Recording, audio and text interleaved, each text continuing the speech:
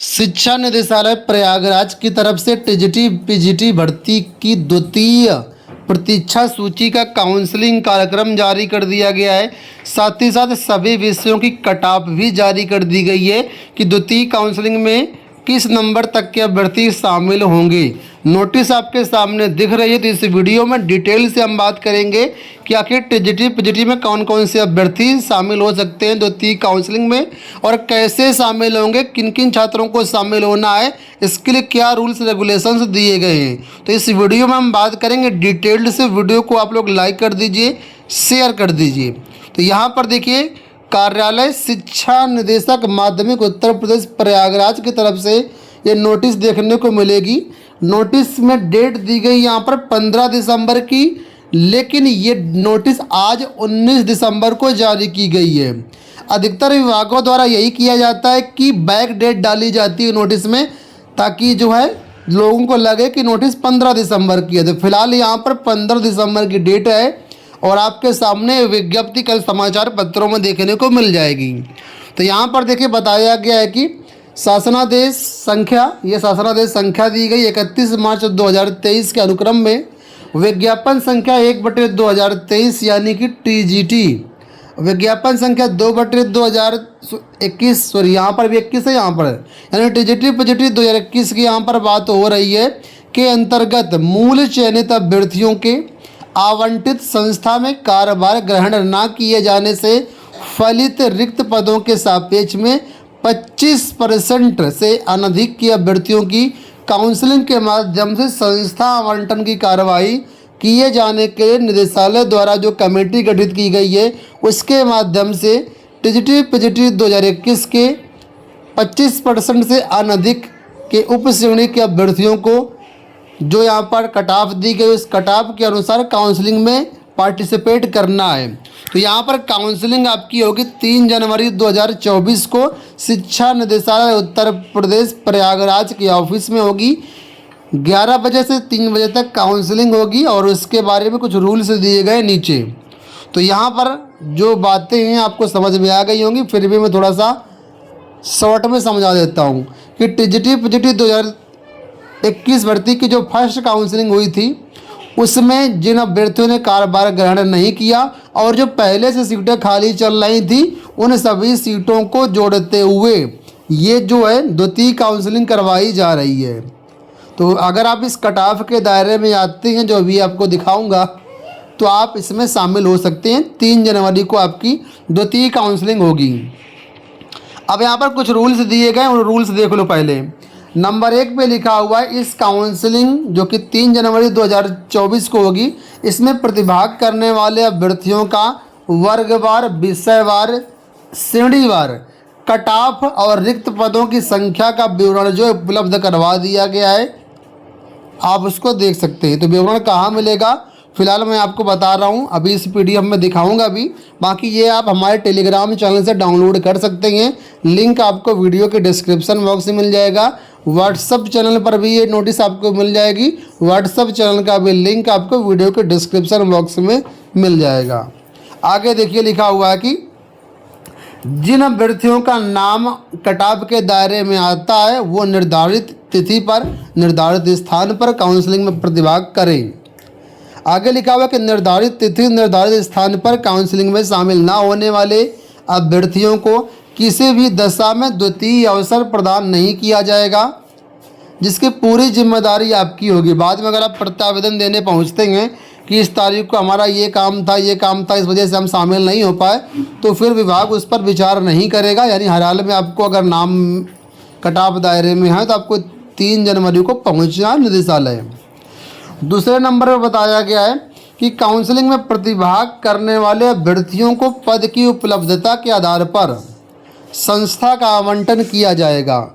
संबंधित अभ्यर्थियों द्वारा अपने कट ऑफ और मेरिट क्रमांक उत्तर प्रदेश माध्यमिक शिक्षा सेवा चयन बोर्ड की वेबसाइट पर देखा जा सकता है।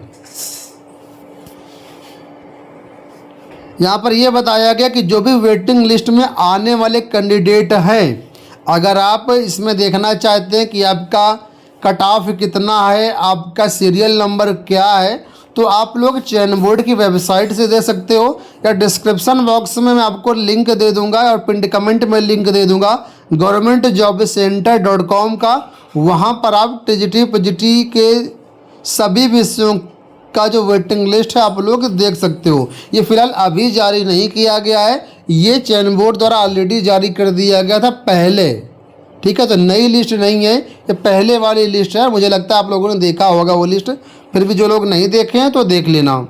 आगे देखिए 3 नंबर बताया गया है कि चयन बोर्ड की नियमावली 1998 की धारा 13(3) के अनुसार जिन अभ्यर्थियों का पूर्व में समायोजन हो चुका है या जो लोग पदस्थापित हो चुके हैं, जो लोग वर्तमान में जॉब कर रहे हैं, उन्हें इस काउंसलिंग में प्रतिभाग नहीं करना है। अगर आप इस काउंसलिंग में प्रतिभाग करते हैं तो फिर यहाँ पर देखिए लिखा हुआ है कि अगर विभाग के संज्ञान में आता है कि आप कार्यरत हैं और फिर भी इस काउंसलिंग में पार्टिसिपेट कर रहे हैं, तो जहाँ पर भी कार्यरत हैं वहाँ पर जितना भी वेतन आपको मिलेगा उसकी वसूली भी आपसे की जा सकती है। ऐसा निदेशालय का आदेश है और ये इस वजह से कहा जा रहा है कि आप तो पहले से ज्वाइन हैं और नया कॉलेज मिल जाए, आपके घर के पास मिल जाए, उस चक्कर में आप उस पद को छुपाते हुए दोबारा आप इस काउंसलिंग में जाते हैं, तो ये ऐसा मान्य नहीं होगा। इससे नए छात्र जो हैं उनका हित प्रभावित होगा और किसी का नुकसान ना हो। इस वजह से विभाग ने यहाँ पर बाउंडेशन लगा रखा है कि जो कार्यरत अभ्यर्थी हैं, चाहे आपका 13(3) नियम के आधार पर चयन हो गया हो या किसी और रीजन से चयन हो चुका, अगर आपका वेटिंग में भी नाम है और आप कार्यरत भी हैं, तो फिर आप इस पर काउंसलिंग में पार्टिसिपेट नहीं कर सकते हैं। आगे देखिए लिखा हुआ है कि इस काउंसलिंग में प्रतिभाग करने वाले अभ्यर्थियों को चयन बोर्ड में किए गए आवेदन पत्र की प्रति फोटो सहित समस्त शैक्षिक प्रमाण पत्र, प्रशिक्षण प्रमाण पत्र, आधार कार्ड, 2 पासपोर्ट साइज की फ़ोटो मूल रूप में समस्त शैक्षिक प्रशिक्षण प्रमाण पत्र की 1 प्रति स्वप्रमाणित छाया प्रति के साथ उपस्थित होना है आपको।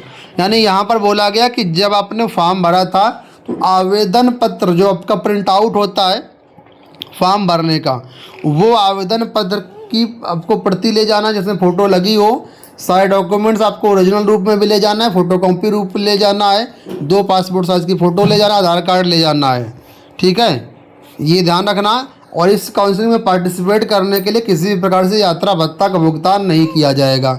तो ये तो यहाँ पर निर्देश हो गए। अब कट ऑफ देख लो, यहाँ पर देखिए कट ऑफ दी गई 2021 टीजीटी पीजीटी की यहाँ पर बात हो रही है। तो यहाँ पर देखिए विषय का नाम लिखा हुआ है, यहाँ पद का नाम लिखा हुआ है, यहाँ पर वर्ग लिखा है। वर्ग 1 का मतलब है बालक वर्ग, और जहाँ पर वर्ग 2 लिखा होगा उसका मतलब है बालिका वर्ग। यहाँ पर हो सकता है कहीं पर भी लिखा हो, तो यहाँ देखो बालिका वर्ग का कहीं है ही नहीं है, तो केवल बालक वर्ग की ये यहाँ पर लिस्ट दी गई है, ठीक है। इसके बाद यहाँ पर श्रेणी लिखा हुआ है कि किस श्रेणी की सीट खाली है, कितनी वैकेंसी, वो भी यहाँ पर लिखा हुआ है, किस तारीख काउंसलिंग में पार्टिसिपेट करने के लिए जो कट ऑफ है कहाँ तक के अभ्यर्थी जा सकती हैं। सपोज करो यहाँ पर देखो कट ऑफ दी गई 304 तक, तो इसका मतलब है 304 के जो ऊपर वाले अभ्यर्थी वो सब जाएंगे, जिसका 304 है वो भी अभ्यर्थी जाएंगे, लेकिन 303 या 304 के जो नीचे वाले अभ्यर्थी हैं कट ऑफ में वो नहीं जाएंगे।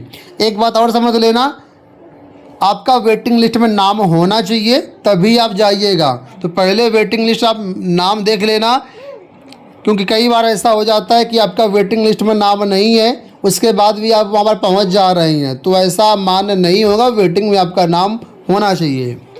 मैं एग्जाम्पल के लिए आपको समझा देता हूँ। मान लीजिए देखिए यहाँ पर जीव विज्ञान की बात कर लेते हैं, टीजीटी का पद है, बालक वर्ग की बात की गई। यहाँ पर जो वैकेंसी है सामान्य एक्स आर्मी की है, सामान्य डीएफएफ की है, अन्य पिछड़ा वर्ग डीएफएफ की है। कितनी वैकेंसी, तो यहाँ पर सामने लिखा हुआ है। किस कट ऑफ तक को बुलाया गया तो वहाँ पर कट ऑफ भी लिखा हुआ है, ठीक है। इसी तरीके से आप अपने विषय का देख सकते हो। यहाँ पर एक बात मैं आपको और बता दूँ, अब बहुत से अभ्यर्थी कहेंगे सर यहाँ पर हमारा कैटेगरी लिखा नहीं है, तो क्या हमको जाना है या नहीं जाना? तो आपको बिल्कुल भी नहीं जाना है। देखो जिस कैटेगरी की सीट है वो यहाँ पर खुद लिखा हुआ है, उसी कैटेगरी के अभ्यर्थी जाएं। बाकी अगर आप जाते हैं आपके यहाँ पर कैटेगरी की वैकेंसी ही नहीं है तो फिर कोई मतलब नहीं है जाने का। एग्जाम्पल समझो, यहाँ पर आप मान लीजिए अंग्रेजी आपका विषय है, टीजीटी में आप एससी वर्ग के अभ्यर्थी हैं, तो यहाँ पर देखेंगे तो एससी की कैटेगरी सीट ही नहीं है। एससी का यहाँ पर कैटेगरी मेंशन ही नहीं किया गया है, तो इसका मतलब एससी की सीट नहीं है। इस वजह से आपको जाने न जाने से कोई फ़ायदा नहीं होगा। तो यहाँ पर जो कैटेगरी मेंशन हो, उस कैटेगरी से आप बिलोंग करते हैं तभी आप जाना, अदरवाइज कोई फ़ायदा नहीं है। जाओगे खर्चा किराया लगा करके वापस लौट आओगे, क्योंकि सीट ही नहीं है। अच्छा, एक बात तो यहाँ पर और देख लो, समझ लो, यहाँ पर देखो सामान्य एक्स आर्मी लिखा हुआ है। इसका मतलब ये सीट सामान्य कैटेगरी के अंतर्गत सब कैटेगरी में एक्स आर्मी वालों की है। जो सामान्य छात्र हैं वो लोग जाएंगे तब भी कोई फ़ायदा नहीं है, क्योंकि ये रिजर्व सीट है। और यहाँ पर सामान्य कैटेगरी का जो भी एक्स आर्मी का अभ्यर्थी होगा वही यहाँ पर जाएगा, उसी को यहाँ पर सीटें मिलेंगी, उसी काउंसलिंग होगी। अगर आप सामान्य कैटेगरी से हैं, एक्स आर्मी में नहीं आते हैं, तो फिर कोई फ़ायदा नहीं है। तो यहाँ पर कुल मिलाकर देखो तो ज़्यादातर जो सीटें हैं उप श्रेणी की सीटें, सब में देखो आगे कैटेगरी के आगे स्पेशल कैटेगरी लिखी हुई है। तो इसको मिलान करते हुए आप लोग जाइएगा। टीजीटी और पीजीटी दोनों का दिया गया है, ठीक है। प्रवक्ता का देखो यहाँ पर दिया गया नीचे, ये प्रवक्ता वाला है। तो प्रवक्ता में केवल हिंदी की ही सीट मुझे लगता है यहाँ पर है, बाकी कोई सीट नहीं है, बाकी सब टीजीटी की हैं। तो आप लोग देख लेना, मिलान करते हुए जाना। नोटिस आपको हमारे टेलीग्राम पर मिल जाएगी, वेबसाइट governmentjobcenter.com पर भी मिल जाएगी शीघ्र ही, तो आप डाउनलोड कर सकते हैं। धन्यवाद।